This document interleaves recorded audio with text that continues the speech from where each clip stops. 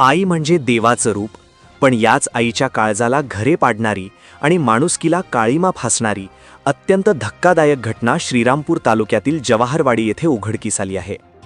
अवघ्या 3 गुंठे जागा, घर आणि स्वतःची किडनी वाचवण्यासाठी एका जन्मदात्या आईवर स्वतःच्याच मुलासुनांच्या विरोधात आमरण उपोषण करण्याची वेळ आली आहे. तालुक्यातील जवाहरवाडी एकलाहरे येथील रहिवासी असलेल्या वृद्ध महिला हिराबाई विधाटे या सध्या श्रीरामपूर येथील महात्मा गांधी पुतळ्यासमोर न्यायासाठी उपोषणाला बसल्या आहेत. त्यांनी आपल्याच पोटची मुले सचिन विधाटे, नितीन विधाटे आणि सुना पायल विधाटे, वृषाली विधाटे यांच्यावर गंभीर आरोप केले आहेत. हिराबाई यांनी स्वकष्टाने एक छोटे घर आणि 3 गुंठे जागा कमावली आहे. मात्र ही मालमत्ता बळकावण्यासाठी त्यांची दोन्ही मुले आणि सुना गेल्या काही काळापासून त्यांना गलिच्छ शिवीगाळ आणि अमानुष छळ करत आहेत. त्यांना घरातून हाकलून देण्यासाठी अनेकदा उपाशीपोटी ठेवले जात असून शारीरिक आणि मानसिक त्रास दिला जात असल्याचे हिराबाईंनी सांगितले. नाव माझं हिराबाई अशोक विधाटे, राहणार जोरवाडी एकलहरे. मला मुलगा आणि सून वारंवार मारहाण करतात. मला खायला देत नाही, उपाशी ठेवतात. वारंवार घाण शिवाय विचित्र देतात. ते मला जगू देत नाही. त्यांचं म्हणून हिला तडपू मारायचं असे घाण विचित्र शिवीगाळ करतात. मोठा मुलगा जास्त त्रास देतो. लहान मुलाच्या किडनी गेल्या, तो म्हणतो मला किडनी दे. किडनीवरून मला शिवीगाळ करतात. ते किडनीची मागणी करते. मला शेतीवर सह्या 5 लाख रुपये 5,000 रुपये महिना.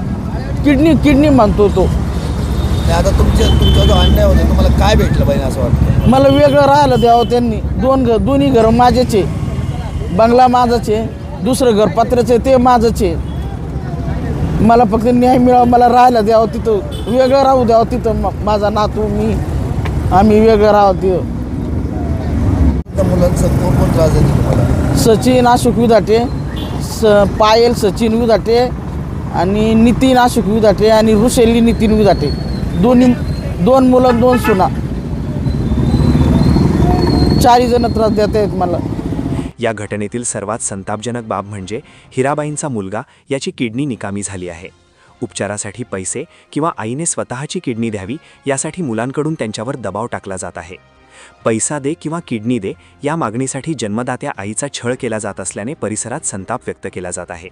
कंटाळून अखेर या मातेने अन्यायाविरुद्ध आवाज उठवला आहे.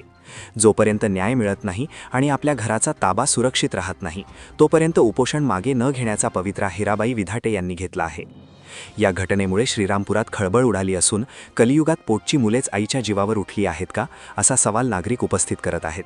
प्रशासनाने या वृद्ध महिलेला तातडीने न्याय द्यावा अशी मागणी जोर धरू लागली आहे.